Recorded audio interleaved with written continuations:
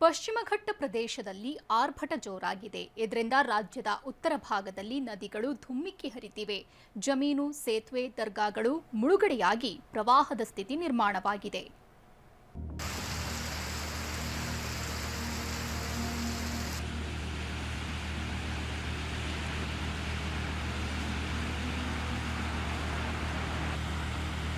ಕೃಷ್ಣಾ ನದಿ ಧುಮ್ಮಿಕ್ಕುತ್ತಿದೆ.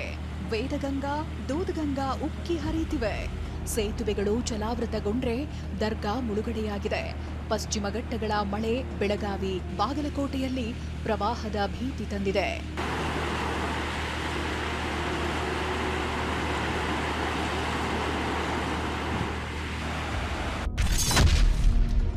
ಮಹಾಮಳೆ ಅಬ್ಬರ, ಕೃಷ್ಣಾ ನದಿ ನೀರಿನ ಮಟ್ಟ ಏರಿಕೆ.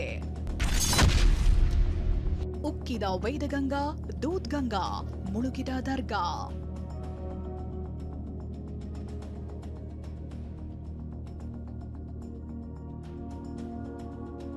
ಮಹಾರಾಷ್ಟ್ರದ ಪಶ್ಚಿಮ ಘಟ್ಟದಲ್ಲಿ ವರುಣ ಅಬ್ಬರಿಸುತ್ತಿದ್ದಾನೆ. ಇದರ ಪರಿಣಾಮ ಬೆಳಗಾವಿ ಜಿಲ್ಲೆಯ ನಿಪ್ಪಾಣಿ, ಚಿಕ್ಕೋಡಿ ತಾಲೂಕಿನಲ್ಲಿ ಪ್ರವಾಹದ ಸ್ಥಿತಿ ಉಂಟಾಗಿದೆ.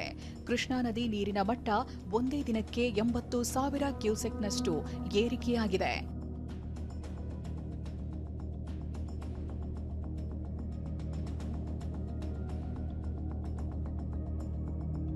ಇನ್ನು ವೇದಗಂಗಾ, ದೂದ್ಗಂಗಾ ನದಿಗಳಲ್ಲೂ ನೀರಿನ ಪ್ರಮಾಣ ಏರಿಕೆಯಾಗಿದೆ. ಹೀಗಾಗಿ ಹಲವು ಸೇತುವೆಗಳು ಮುಳುಗಡೆಯಾಗಿದ್ದು ವಾಹನ ಸಂಚಾರ ಸ್ಥಗಿತವಾಗಿದೆ. ಹಲವು ಗ್ರಾಮಸ್ಥರಿಗೆ ಸಂಪರ್ಕವೇ ಇಲ್ಲದಂತಾಗಿದೆ.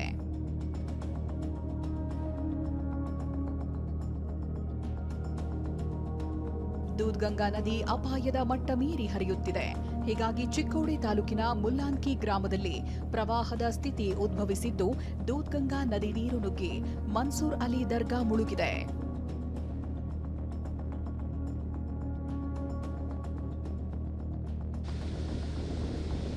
ಮಹಾರಾಷ್ಟ್ರದಲ್ಲಿ ಮತ್ತೆ ಧಾರಾಕಾರ ಮಳೆಯಾಗ್ತಿರೋದ್ರಿಂದ ಘಟಪ್ರಭಾ ನದಿಗೆ ಮತ್ತೆ ಜೀವಕಳೆ ಬಂದಿದೆ. ಇದರಿಂದ ಮುಧೋಳ ನಗರದ ಸಿದ್ದೇಶ್ವರ ಬ್ಯಾರೇಜ್ ಜಲಾವೃತಗೊಂಡಿದೆ. ಬ್ಯಾರೇಜ್ ಮೇಲೂ 2 ಅಡಿಯಷ್ಟು ನೀರು ಆವರಿಸಿದೆ. ಘಟಪ್ರಭಾ ನದಿಯ ನೀರಿನ ಪ್ರಮಾಣ ಮತ್ತಷ್ಟು ಏರಿಕೆಯಾಗಿದೆ. ಆ ಒಂದು ದೃಶ್ಯವನ್ನ ನಾವು ತೋರಿಸ್ತಾ ಇದೀವಿ. ಸದ್ಯ ನಾವಿರೋದು ಬಾಗಲಕೋಟೆ ಜಿಲ್ಲೆ ಮುಧೋಳ ನಗರದ ವ್ಯಾಪ್ತಿಯಲ್ಲಿರುವಂತಹ, ಅಂದ್ರೆ ಮುಧೋಳ ನಗರ ಸಮೀಪದಲ್ಲಿರುವಂತಹ ಒಂದು ಘಟಪ್ರಭಾ ನದಿಯ ದೃಶ್ಯವನ್ನ ತೋರಿಸ್ತಾ ಇದೀವಿ. ಅಂದ್ರೆ ಇದನ್ನ ಈ ಒಂದು ದೃಶ್ಯವನ್ನ ನೋಡಿದ್ರೆ ನಿಜವಾಗ್ಲೂ ಕೂಡ ಎಲ್ಲರಿಗೂ ಕೂಡ ಸಂತಸವಾಗುವಂತಹ ಒಂದು ಚಿತ್ರಣದಲ್ಲಿ ಕಂಡು ಬರ್ತಾ ಇದೆ.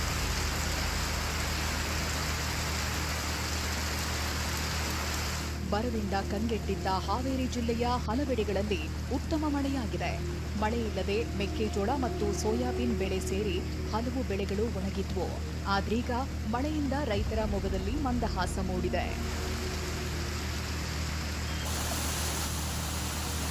ಚಿಕ್ಕಮಗಳೂರಿನಲ್ಲೂ ಸಂಜೆ ಮಳೆರಾಯ ಅಬ್ಬರಿಸಿದ್ದು ಕಳಸಾ ತಾಲೂಕಿನಲ್ಲಿ ರಸ್ತೆಗಳು ಜಲಾವೃತಗೊಂಡಿದ್ವು.